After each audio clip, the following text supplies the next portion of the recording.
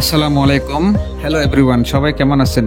AG travellers এর পক্ষ থেকে সবাইকে শুভেচ্ছা ও অভিনন্দন জানিয়ে শুরু করছি আজকের ধামাকা নতুন একটি ব্লগ। তো বন্ধুরা, আজকের ব্লগে যা থাকছে, এনাবাস কোম্পানি মালিক এনায়েত উল্লাহ সাহেবের দৈনিক 2 কোটি টাকা চাঁদাবাজি করার অভিযোগ তুলেছেন পরিবহন সংস্থার মালিক ও কর্মচারীরা।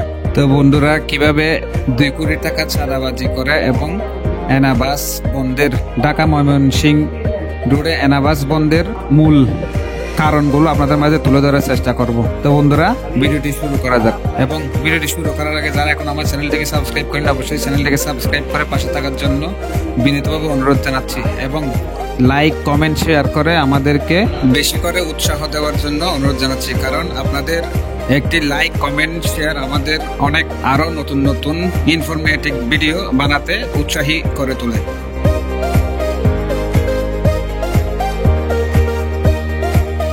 রাজধানীর গণপরিবহনে চাঁদাবাজির ঘটনা দীর্ঘদিনের। যে সময় যে রাজনৈতিক দলগুলো ক্ষমতায় আসে, সে সময়ের সেই দলের সংগঠনগুলোর প্রধান প্রভাবশালী ব্যক্তিগুলোই গণপরিবহনের সংগঠনের প্রধান চেয়ারে বসেন এবং রাজনৈতিক প্রভাবশালী ব্যক্তিদের সহযোগিতায় সড়ক সংশ্লিষ্ট সংগঠনের নেতাদের মালিক সমিতির ক্ষমতাসীন দলের রাজনৈতিক তকমা লাগিয়ে ঢাকার বিভিন্ন পয়েন্ট থেকে চাঁদাবাজি করা হয় এবং তাদের অনুসারী সন্ত্রাসী বাহিনী দ্বারা সকাল থেকে রাত অবধি সব বাস থেকে চাঁদা আদায় করে।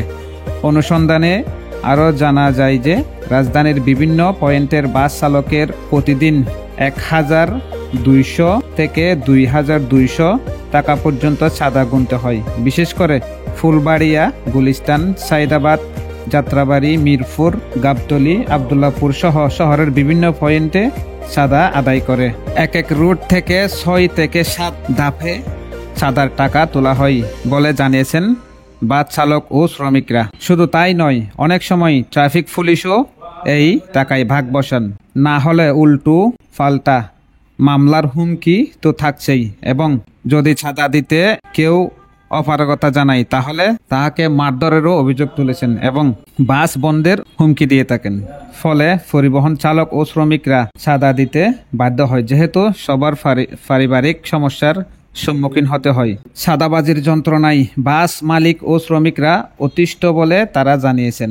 এসব চাঁদাবাজি বন্ধের প্রতিবাদ জানিয়ে সড়ক পরিবহন মালিক ও শ্রমিকরা সংবাদ সম্মেলন করে 9 দফা দাবি উল্লেখ করেন এবং এই চাঁদাবাজির নিয়ন্ত্রকের নাম প্রকাশ করতে বললে সংগঠনটির সদস্য সচিব ইসমাইল হোসেন বাদশু বলেন, একজন গডফাদার সমিতিকে নিয়ন্ত্রণ করছেন। তিনি গত কয়েক বছরে নিজস্ব পরিবহন সংস্থার ব্যানারে শত শত বাস নামিয়েছেন এবং মালয়েশিয়া, কানাডা ও থাইল্যান্ডে বিপুল সম্পদ পাচার করেছেন।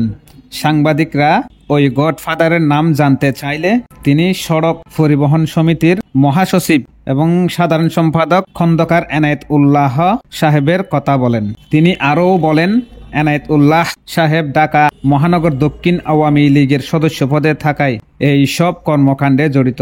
শুধু তাই নয়, তাহার সাথে আরও অনেক রাজনৈতিক সংগঠন জড়িত বলে তারা দাবি করেছেন এবং এই রাজনৈতিক দলের সাঙ্গুপাঙ্গুদের নিয়েই তার চাঁদা আদায়ের কাজ সম্পূর্ণ করে থাকেন। তো বন্ধুরা, বুঝতেই পারছেন কেন এনাবাস ঢাকা ও ময়মনসিংহ রোডে এবং বিভিন্ন রোডে বন্ধ হওয়ার মূল রহস্য কি। তো বন্ধুরা, আপনারা সবাই যেখান থেকে যেভাবে পারবেন সেভাবেই এই চাঁদাবাজির বিরুদ্ধে কথা বলে যাওয়ার জন্য বিশেষভাবে অনুরোধ জানাচ্ছি। এবং সেই সাথে এই এনাবাস সব রোডে আদৌ চলবে কিনা সম্পূর্ণ খবর এখনো সঠিকভাবে জানা যায় নাই। শুধু ঢাকা এবং ময়মনসিংহ রোডে আপাতত 100 বাস বন্ধ রেখেছেন। দক্ষিণবঙ্গের সমস্ত এনাবাস এখনো চালু আছে। তো বন্ধুরা, এবং আরো শোনা যাচ্ছে যে ঢাকা এবং ময়মনসিংহ রোডে এনা পরিবহনকে হটিয়ে হানিফ বাসের রাজত্ব করার চেষ্টা চালাচ্ছে। হানিফ বাসকে আপনারা কি প্রমোট করবেন, বা হানিফ বাস আপনাদের ময়মনসিংহ রোডে পছন্দ করেন কিনা কমেন্টের মাধ্যমে আমাদেরকে জানাবেন।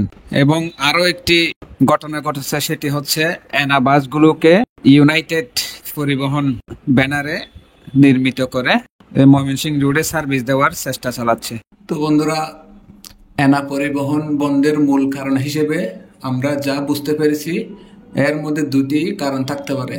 একটি কারণ হচ্ছে রাজনীতির পালাবদলের, সরকার পতনের কারণে, এবং দ্বিতীয়টি হচ্ছে সড়ক পরিবহনের চালক এবং শ্রমিকদের উপর অতিরিক্ত জুলুমবাজি এবং চাঁদাবাজির কারণে, এবং আরো বিভিন্ন কারণ থাকতে পারে। তো বন্ধুরা, কমেন্টে আপনারা জানাতে পারেন। তো বন্ধুরা, আজ এই পর্যন্তই। দেখা হবে আবার আরেকটি নতুন ব্লগের সাথে। আসসালামু আলাইকুম।